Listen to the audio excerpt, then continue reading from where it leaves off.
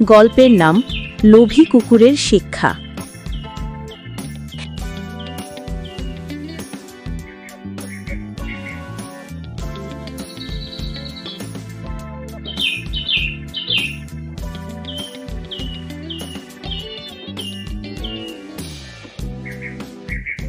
একদিন এক ক্ষুধার্ত কুকুর শহরের পথে পথে ঘুরছিল খাবারের খোঁজে।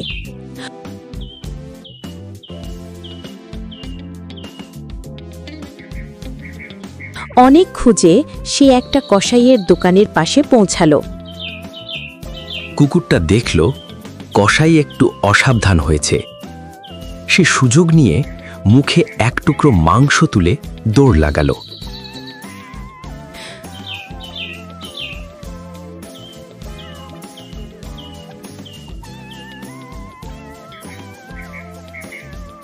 মাংসের টুকরো মুখে নিয়ে সে ভীষণ খুশি, ভাবছে আজ ভালোই ভোজ হবে। দৌড়াতে দৌড়াতে সে এক নদীর ওপরের সেতুতে এসে পৌঁছালো। নদীর জল ছিল একেবারে স্বচ্ছ, আয়নার মতো। সে নিচে তাকাতেই দেখতে পেল আরেকটা কুকুর মুখে মাংস নিয়ে তাকিয়ে আছে তার দিকে। আসলে সেটা তার নিজের প্রতিচ্ছবি, কিন্তু কুকুরটা তা বুঝল না।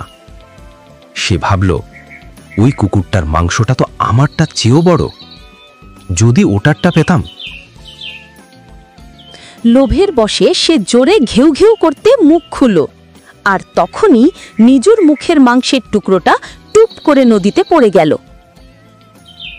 নদীর জলে মাংসটা ভেসে গেল স্রোতের সাথে, আর প্রতিচ্ছবিটাও মিলিয়ে গেল। তখন কুকুরটা বুঝতে পারল নিজের বোকামি, লোভের কারণে সে যা ছিল সেটাই হারিয়ে ফেলেছে। সে মন খারাপ করে চুপচাপ ফিরে গেল আগের পথে। নীতি কথা: অতিরিক্ত লোভ মানুষের সর্বনাশের কারণ।